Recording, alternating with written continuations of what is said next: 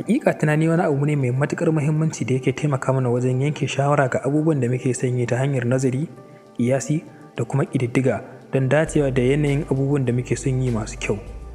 Shin ko ka san tunaninka shine yanayin kamanninka?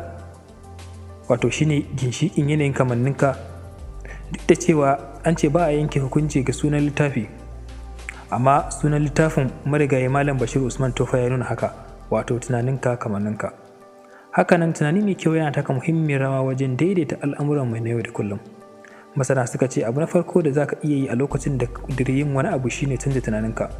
Wato ka canza tunaninka zuwa matakin daidaita shi wanda zai taimaka maka zuwa ga cimma wannan ƙudirin naka a mataki mafi kyau. Don haka kada ka bari wani abu ya gurɓata maka tunaninka ko kaɗan. Idan ka dukufa wajen yin tunanin abubuwa masu kyau ko haƙiƙa za ka riske su, abubuwa masu kyau ɗin da kake so ka riska. Hakanan sabanin haka kenan yana da kyau ka ci gaba da yin tunanin abubuwa masu kyau don gyara kanka don samun daidaito da nasara a cikin abubuwan da kake son yi. Bari in baka wani misali. Mutum na farko ya gina tunaninsa bisa faduwa a maimakon nasara. Kullum yana tunanin cewa faduwa zai yi ko da ya jarraba wani abu. Wata rana sai ya je rubuta jarrabawar ɗaukan aiki, sai ya ƙi rubuta mai kyau saboda yana tunanin cewa ko ya amsa daidai ko bai amsa daidai ba faduwa zai yi. Saboda haka sai ya ta amsawa kawai yadda yake so ba tare da tunanin cewa daidai bane ko ba daidai ba. Shi kuma mutum na biyu sai ya gina tunaninsa cewa yana da babban yaƙinin cewa zai yi nasara a wannan jarrabawar, don haka sai ya dukufa wajen amsa tambayoyi yadda ya dace.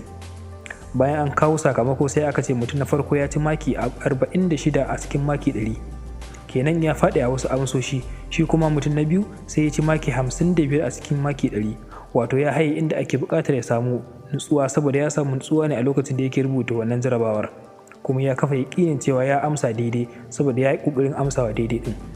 Mai sauraro, ina fatan ka fahimci saƙon da nake son isarwa, cewa matuƙar mutum ya gina tunaninsa bisa kyakkyawan nazari da hangen nesa wajen cin nasara ga abin da yake so, to haƙiƙa zai riski abin da yake so cikin nasara. Saɓanin haka kuma zai samu matsala.